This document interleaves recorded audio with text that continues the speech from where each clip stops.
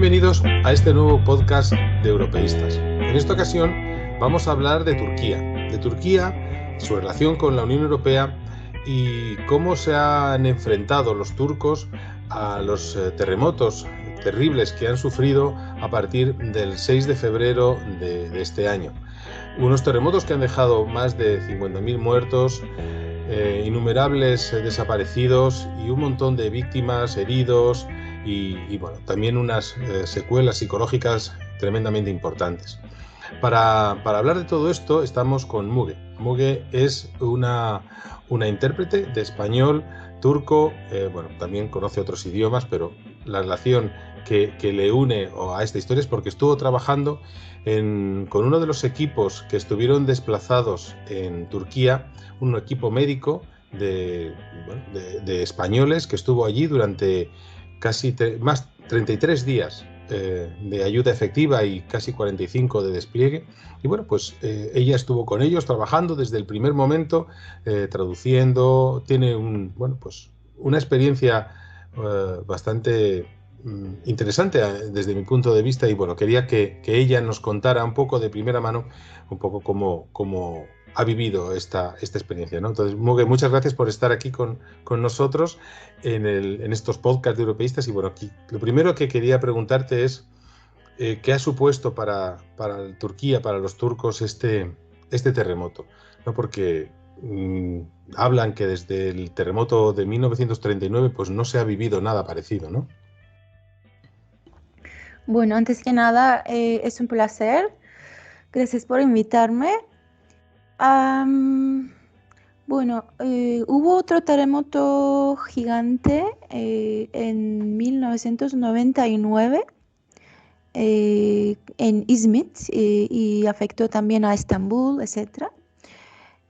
Pero no, la magnitud no era así. Esta vez este terremoto ha afectado a más de 11 ciudades del sureste de Turquía.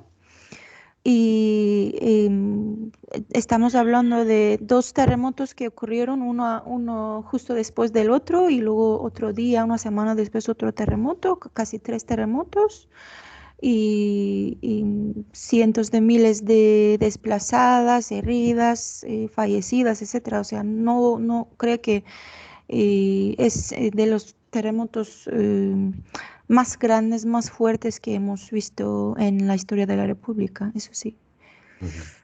Sí, y además, bueno, mm, hay que señalar que tú has estado trabajando con un equipo español, un equipo médico de emergencia, porque Turquía y la Unión Europea tienen una relación, bueno, que es en ocasiones un tanto, vamos a decirlo así, más complicada que en otras, pero que debido a estas relaciones que se han creado y porque Turquía pertenece como un Estado participante en una cosa que se llama el Mecanismo Europeo de Protección Civil, pues ha habido la posibilidad y ha habido la colaboración entre la Unión Europea y la República Turca de este envío rápido de equipos de respuesta al rescate, ¿no? Para hablar un poco así en general de cuál es la situación de Turquía y la Unión Europea, pues debemos decir que desde 1999 Turquía tiene el estatus, ¿no?, de país candidato para la adhesión a la Unión Europea, desde 1999. Es verdad que no es hasta 2003, 2005, cuando se empiezan a hacer reformas paulatinas. Ya estaba de primer ministro Erdogan, no de presidente de la República, pero sí de primer ministro, y se empezaron a hacer una serie de cambios, ¿no? Se abolió la pena de muerte, se intentó suavizar o reconducir la relación con el pueblo kurdo. Sin embargo, es en 2016, cuando hay el golpe de Estado, cuando las reacciones a ese golpe de Estado por parte del presidente de la República, de Erdogan, cuando hacen que el Parlamento Europeo decida congelar esas negociaciones para el ingreso, ¿no? Esto no quita para que las relaciones con Turquía hayan seguido necesariamente en marcha. Es decir, hay que tener en cuenta que en 2015 hay una crisis migratoria muy fuerte y la Unión Europea necesita que Turquía eche, vamos a decirlo así, una mano para, vamos a decirlo así de una manera políticamente correcta, controlar estos flujos migratorios que a la Unión Europea pues no le estaban... no le estaban viniendo bien. No sé si sería la mejor manera de decirlo, pero creo que se ajusta bastante a la realidad. ¿Cómo se vive en Turquía, Muge? ¿Cómo se vive esta relación con la Unión Europea?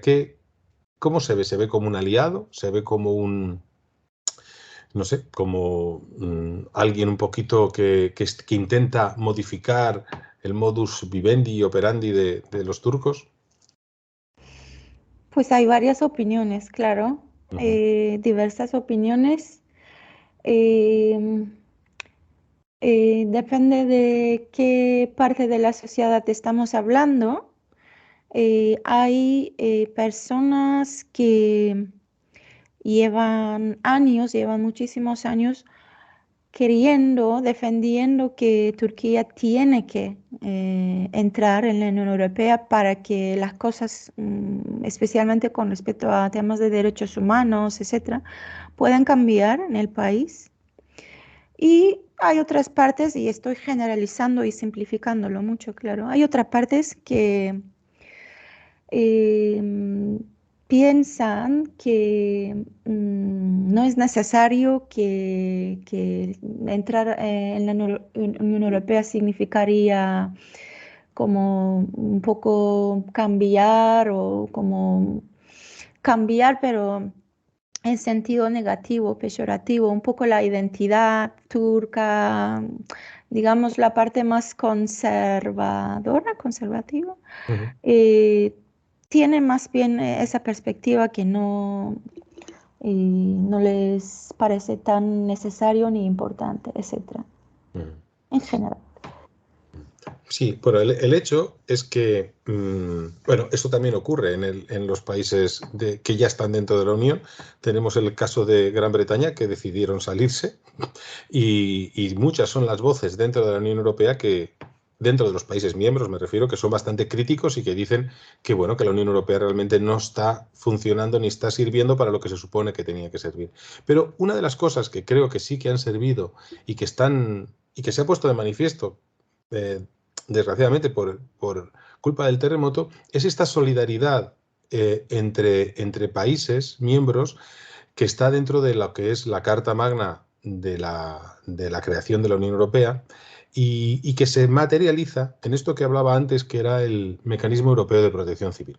El Mecanismo Europeo de Protección Civil, para la gente que nos está escuchando, es el conjunto de protecciones civiles de los distintos países que se ponen a disposición del resto de los países miembros y como Turquía, miembros asociados, porque hay otros países que no son miembros de la Unión, pero que también participan del mecanismo. Está Islandia, está Noruega, entre otros. Y entonces estos países, como digo, ponen a disposición de los demás sus capacidades, equipos de apagafuegos, equipos médicos de emergencia, equipos de salvamento y rescate, por si algún otro país tiene, como ha sido el caso, una crisis pues por una emergencia climática o lo que sea, y no puede responder suficientemente con sus propios medios, ¿no? Y entonces, en este caso, se activa el mecanismo y los países miembros pues ayudan unos a otros. A España nos han ayudado algunas veces pues, en el tema con los incendios. Han venido aviones de otros países a ayudarnos a apagar los incendios y en este caso hay equipos que han ido allí a Turquía, ¿no? Entonces estaba, la primera respuesta que se mandó de la Unión Europea fueron equipos de salvamento y rescate, ¿no? Los llamados equipos USA. Estos equipos van directamente en las primeras horas se despliegan rápidamente en las primeras horas que siguen al seísmo para intentar encontrar víctimas entre los escombros. Entonces, las cifras que da la Unión Europea es que se desplazaron 1.750 rescatadores y 111 perros bueno, entrenados especialmente para buscar, ¿no? Y esa fue la primera respuesta, ¿no? Y después se mandaron equipos médicos de emergencia, porque muchos de los hospitales pues habían derruido. Muchos hospitales estaban, aunque no se hubiera caído el edificio, pero sí que había riesgo y no se podía practicar la medicina en ellos, ¿no? Y es en ese momento en el que España decide mandar a un equipo que es, lo llaman, es el equipo START, que es en las siglas en inglés es el equipo técnico de apoyo a la ayuda médica, ¿no? Y lo que hace es que los llaman los chalecos rojos, porque llevan un chaleco rojo, y allí que se desplazaron un equipo de estos de nivel 2, es un equipo médico de emergencia de nivel 2, que significa que tiene un quirófano, que tiene capacidad de hospitalización de hasta 20 camas, y luego también tiene pues una maternidad, tiene traumatología, ginecología, una serie de especialidades, ¿no? Un equipo bastante completo. Y fue para allá, llegando a Turquía el día 10 de febrero. Recordemos que el terremoto fue el día 6, perdón, la madrugada del 6.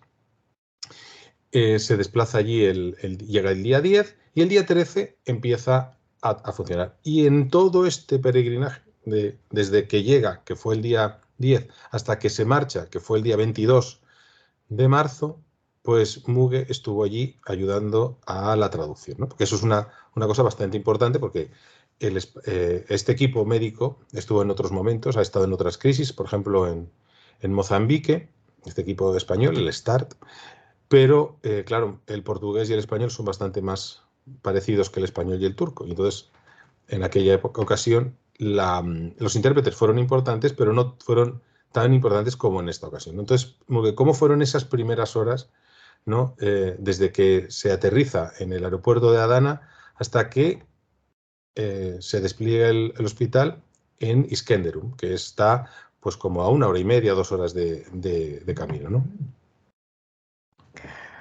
Pues yo llegué en la madrugada, creo, de que unía el jueves a viernes a las 5:30 de la mañana al aeropuerto de Adana. Y recibimos al equipo, éramos 3 intérpretes al principio, ese día. Y con los camiones y con los buses que creo que habían coordinado con el ayuntamiento de Adana, que había ayudado, etc. Fuimos a Iskenderun, a Arsus, donde iban a montar el hospital. Y estábamos todos un poco raros, o sea, qué es lo que va a pasar, o sea, dónde van a montar el hospital, pero cómo va a ser posible, yo estaba sin sueño, llevaba varias noches sin sueño y estaba todo un poco entre realidad y sueño, la verdad, para mí. Y bueno, estaba sin sueño desde el momento de recibir la noticia del terremoto, etcétera, que por la ansiedad y por querer hacer algo y no saber cómo y dónde, etcétera. Y esos primeros días pues fue como decidir dónde exactamente, en qué punto, en qué espacio se iba a montar el hospital, hablar con la gente cargada, la gente local, de la administración, del ayuntamiento, de temas de agua, electricidad, etcétera. Fue como cosas más de procedimientos un poco y también, de hecho, antes de que empezara la atención médica el lunes, el 13, también con el psiquiatra y con la psicóloga también empezamos ya antes, el fin de semana, a hacer unos como paseos, a hablar, contactar con la gente local para hablar cómo están y para decir que ya había llegado un equipo de España, que contaban con servicio de salud mental, etc. Uh-huh. Todo eso hasta el momento de la inauguración del hospital. Exactamente. Sí, porque hay que recordar que este hospital, ¿no? Este famoso STAR, los chalecos rojos, Es un hospital de campaña que tiene la peculiaridad de, si bien es parte del mecanismo europeo de protección civil, no pertenece a la protección civil española, sino que pertenece a la cooperación española, ¿no? El STAR es parte, o sea, lo dirige la Agencia Española de Cooperación Internacional para el Desarrollo, la ECID, y tiene, bueno, se nutre de voluntarios del Sistema Nacional de Salud, de los logistas, por ejemplo, son de distintas y otras instituciones como los bomberos del Ayuntamiento de Madrid, también están los bomberos de la Comunidad de Madrid, personal del SUMA 112, los cocineros son de una ONG que se llama CESAL, el psiquiatra y los psicólogos pertenecen a Médicos del Mundo. Es decir, ahí hay muchas ONGs y también instituciones metidas, ¿no? También empresas, porque el equipo técnico pertenece a la empresa pública Traxa. Es decir, es un compendio de distintas, ¿no? de distintos actores, ¿no? Que se juntan todos para intentar dar esta respuesta, ¿no? Y es un equipo que también está clasificado por la Organización Mundial de la Salud, ¿no? Realmente su denominación técnica es un EMT de nivel 2, ¿no? EMT, Emergency Medical Team, de nivel 2. Y esto es, bueno, una de las características que se podría hablar mucho sobre ello, pero que simplemente esta clasificación lo que hace es asegurar que la respuesta que se va a dar es una respuesta de calidad y que todo el mundo que va desplegado pues tiene su título, son capaces de hacer una serie de cirugías, etcétera, etcétera, ¿no? Y bueno, pues el hospital se desplegó en aquella zona precisamente porque la Agencia Española de Cooperación Internacional para el Desarrollo, la ECID, pertenece al Ministerio de Asuntos Exteriores y la Embajada, junto con lo que son las autoridades de salud turcas, pues decidieron que ese era el mejor lugar. De hecho, luego los números, que ya los hablaremos, ¿no? Pues ratifican que efectivamente el enclave estuvo muy bien elegido, ¿no? Y así empieza a funcionar el hospital, ¿no? Y hay distintos hitos pues, que son interesantes, ¿no? Que comentan, ¿no? Las redes sociales de la ECID, por ejemplo, ¿no?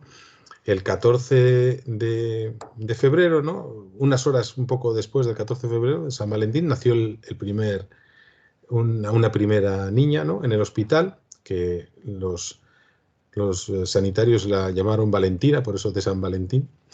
Y luego, unos días después, el día 20 de febrero, ocurrió una réplica muy fuerte que la verdad es que supuso ¿no?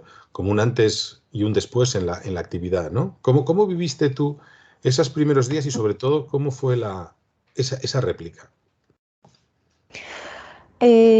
Pues la primera semana del hospital fue todo acostumbrarnos al ritmo. Para mí era, bueno, por primera vez en mi vida iba a interpretar en un contexto de médico y de ayuda humanitaria o crisis humanitaria. Entonces fue acostumbrarnos también conocernos con el equipo, etcétera.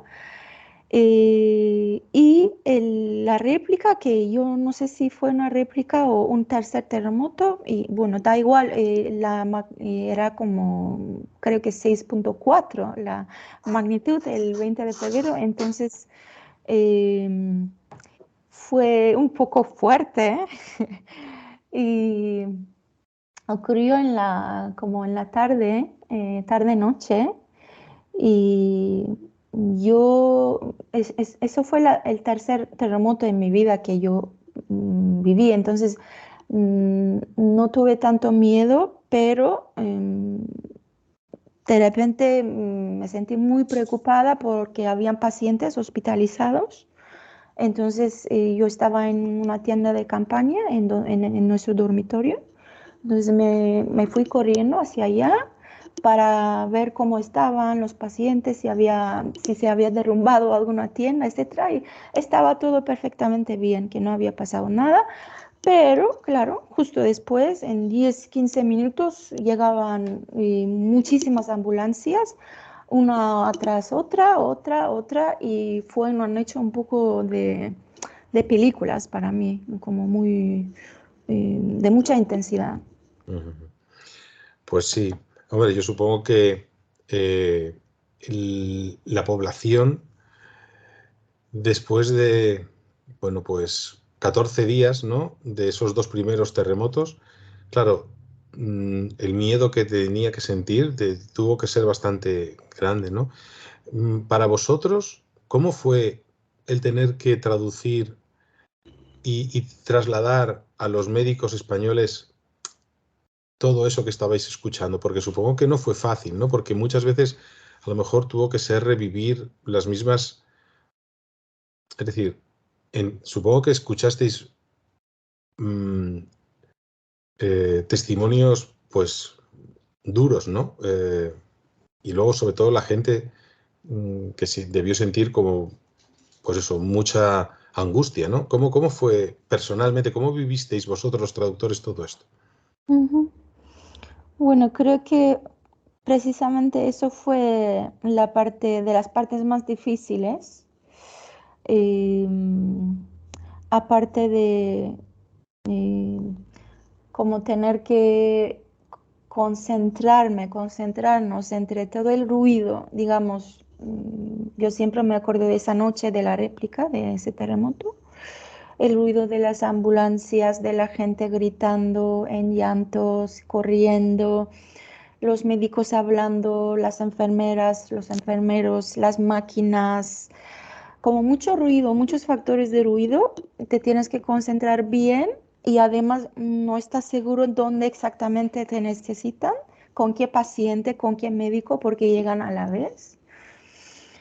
Y también, bueno, eso depende mucho, creo que es una experiencia personal de cada intérprete. En mi caso, yo fui leyendo un poco también sobre métodos de como de un poco de distancia, para poder poner una distancia emocional Ujú. para no cargarme con todas esas emociones y especialmente con los traumas y con los dolores de los pacientes y de acompañantes, porque vienen y están dolidos o están traumatizados y quieren contar. Y es como escuchar mucho sonido, muchas voces humanas, además, muy cargadas y claro, como que yo tuve que encontrar alguna forma de cómo filtrarlo y no puedes estar dando escucha activa todo el rato, eso como que supera la capacidad humana. Pues eso, que hubo momentos que fluían mucho, con mucha más facilidad y otros momentos de historias muy como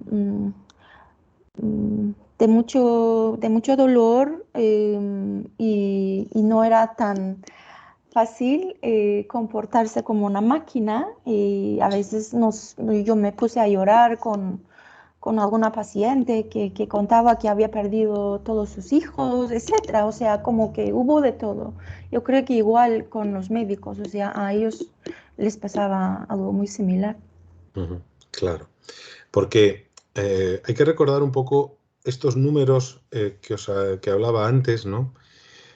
Fueron como 45 días de misión desde que sale el hospital hasta que regresa, 33 días efectivos, porque si bien empezaron el 13, el hospital se deja de atender pacientes el 17, fue su último día, 17 de marzo, porque luego, claro, tenían que recoger, tenían que empaquetarlo todo para volver a España.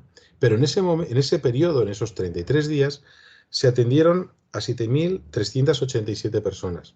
Hay que, hay que poner esto un poco en contexto, porque la respuesta de la Unión Europea, hablando de equipos médicos de emergencia, fue de 6 equipos. 6 equipos de Albania, Italia, España, Bélgica y Francia. También había algún otro equipo, pero al menos de estos países, ¿no? Y entre ellos atendieron a 11.000 personas aproximadamente. 11.000 personas de las cuales solamente el equipo español atendió 7.387. Es decir, el volumen de trabajo que tuvo estos chalecos rojos fue bastante superior al que tuvieron otros colegas, ¿no?, europeos. Se atendió una media de 224 pacientes. Eso significa que hubo picos de casi 450 diarios, cuando los estándares que dicen para este tipo de hospitales de campaña, estos ENTs de nivel 2, son 200, una media de 200.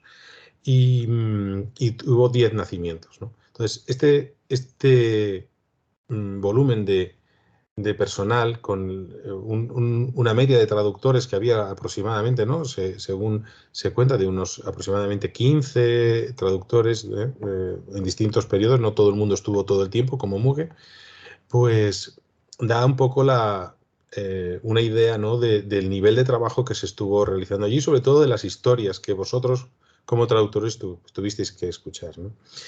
Y entonces así se llega al final de la misión, y quería preguntarte y enlazar con una cosa que es para mí muy importante y que es parte por lo que se motiva este podcast, ¿no?, y uno de los objetivos fundamentales de este podcast, que es que nos cuentes un poco qué pasa después, ¿no? Es decir, acaba la misión, se activan distintos, ya los hospitales de la zona supongo que empiezan a volver a funcionar, la vida vuelve, entre comillas, a la normalidad, pero claro, hay todavía mucho, mucho que hacer, ¿no? Y como las noticias, pues en este mundo tan rápido que vivimos, pues pasan, pues es fácil olvidar y pasar al siguiente, ¿no?, a la siguiente novedad. Y bueno, Muge, tú has estado trabajando y has creado una campaña precisamente pues para que esto no se olvide tanto, ¿no? O sea, que no nos quedemos, ¿no?, en el ya pasó, ya nos fuimos, ya dejé de trabajar en el hospital, ya sigo mi vida de traductora, pero hay muchos que quedan atrás, ¿no? ¿Cómo fue este proceso mental tuyo? ¿Cómo te fue generando la idea y cómo la has materializado? Y cuéntanos un poco cómo se puede ayudar, ¿no? Vale. Se me olvidó mencionar una cosa antes de eso. Y yo he trabajado desde el primer día hasta el último día, pero hice una pausa de 10 días que me encontraba ya muy cansada, tuve que ir a casa, etcétera. Entonces no trabajé durante toda la misión, pero 30 días en total, bastante, ¿sí? Y cuando después de una semana, 2 semanas, y entender que la magnitud de la cosa, que esto era una cosa muy grande, que también tuve la oportunidad de ver un poquito los escombros, o sea, el centro de Iskenderun, no todo, pero algo para hacerme una idea. Y pues y también por mi propia experiencia del terremoto de 99 en mi ciudad natal, eh, que también era un terremoto muy grande y habían fallecido más de 40, 50 mil personas, y mi madre, por ejemplo, sigue traumatizada de ese terremoto porque no había encontrado el apoyo necesario en su momento después de perder nuestra casa. Pues yo vi esta campaña que era un llamado a solidarizarse con la gente de la zona afectada por el terremoto. Era una campaña de primeros auxilios psicológicos y de intervención de traumas. Y ya una campaña ya iniciada, y leyendo sobre la campaña me di cuenta que podía yo reunirme al equipo de recaudación de fondos, y lo que me parecía que tenía más sentido para mí era pues eso, que esta misión va a acabar. Yo sé el impacto, más bien los impactos múltiples de este tipo de traumas colectivas en la sociedad, en la gente. No es solamente perder tu casa o tu hijo o tu marido, es que está destruida una ciudad entera casi, especialmente Antakya. La gente perdió su infancia, su hogar, o sea, son un montón de cosas, digamos, hablando en términos sociales, ¿no? Entonces, para poder sanar o para poder recuperarse, es necesario también los esfuerzos colectivos y también de intervención de traumas. Entonces, conozco las personas que iniciaron la campaña, que están basados, son unos académicos, algunas, basadas en Estados Unidos y llevan más de 10, 15 años dedicándose a estos temas, de trabajar sobre estos temas desde la perspectiva de recuperación de traumas.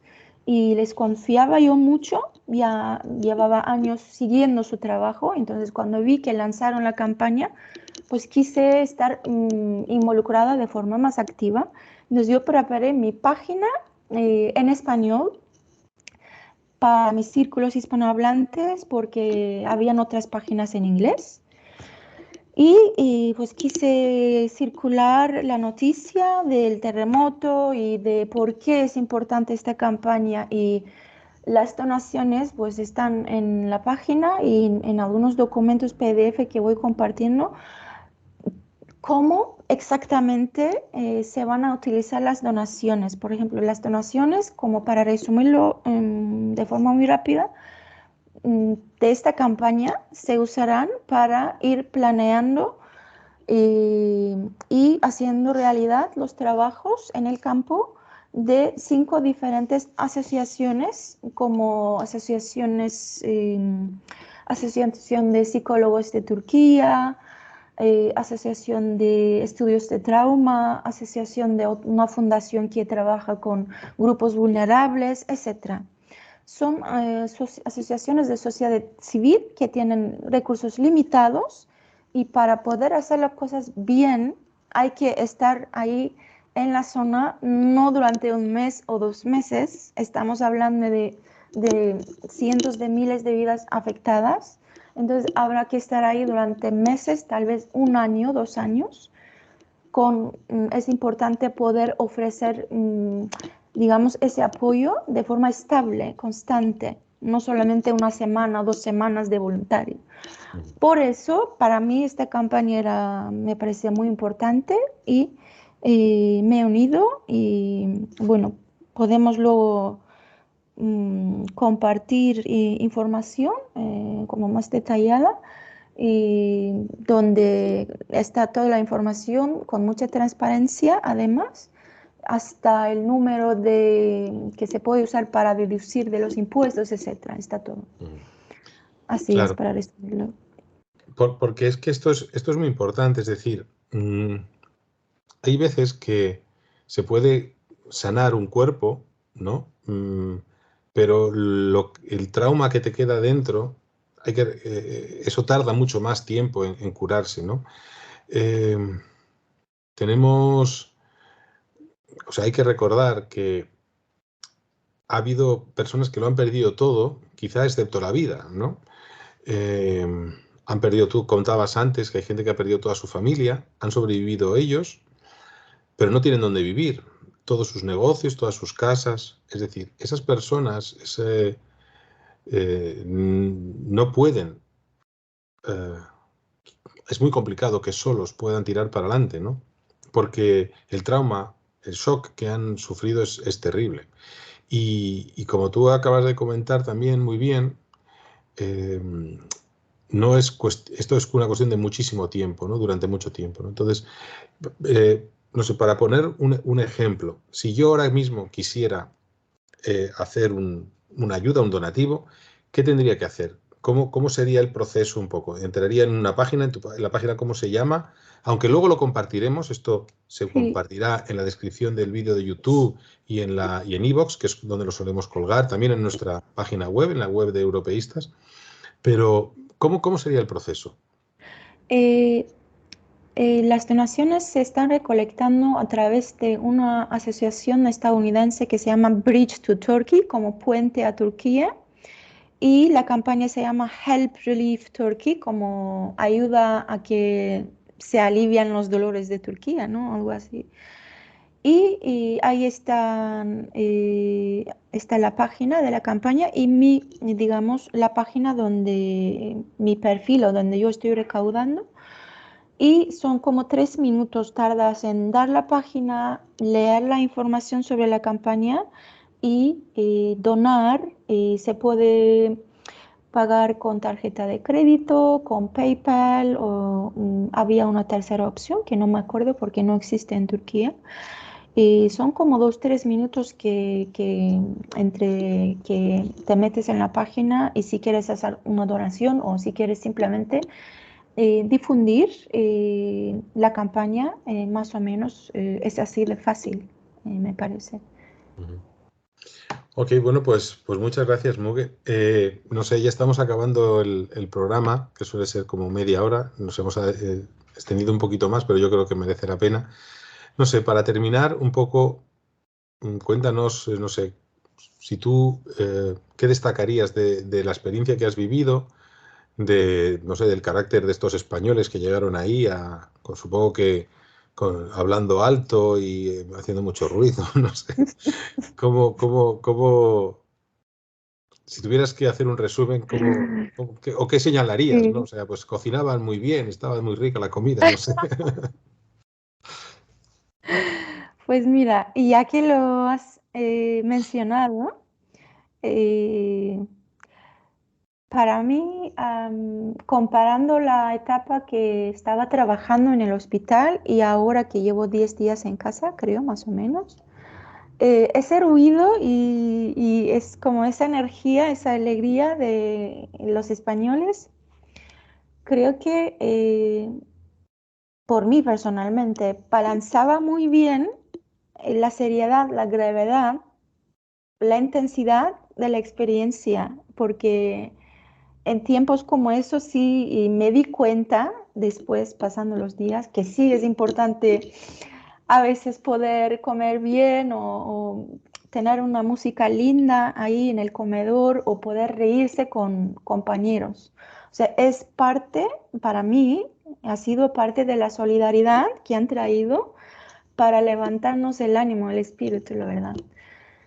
Y de hecho creo que como que me he quedado con eso, destacaría eso de la energía de esa colectividad, mm, ha hecho que yo pudiera aguantar ahí trabajando pues un total de 30 días o, no sé, día y noche a veces, de guardia y no sé qué, o sea, esa energía y no solamente a nosotros, a los intérpretes, sino también a los pacientes, de las pacientes, a la gente que venía en búsqueda de atención médica y realmente que venían en busca de atención en general y han atendido con mucho cariño y con mucha afectividad, o sea, que creo que era la parte más necesitada, más importante de toda esa escena de, mm, y no quiero decir tragedia, pero pues sí, de tragedia. Muy bien, pues nada, muchísimas gracias, Mugue, por contarnos tu experiencia.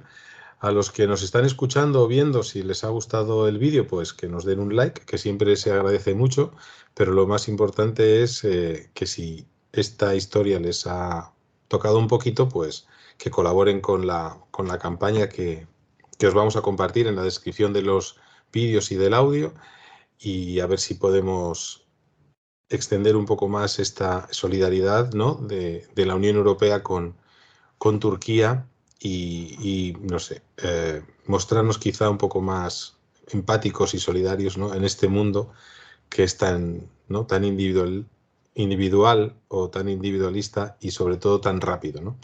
Muchas gracias, Mugue, y nada, y en otra ocasión que hablemos de Turquía, pues esperamos contar contigo también. Ojalá y muchas gracias por la invitación, por darme la oportunidad de contar, de expresarme. Muy bien, hasta la próxima. Chao.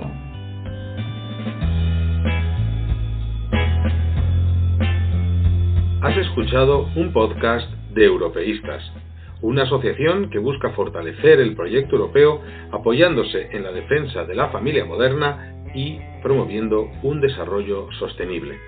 Si estás interesado, busca más información en nuestra página web www.europeistas.com o síguenos en nuestras redes sociales.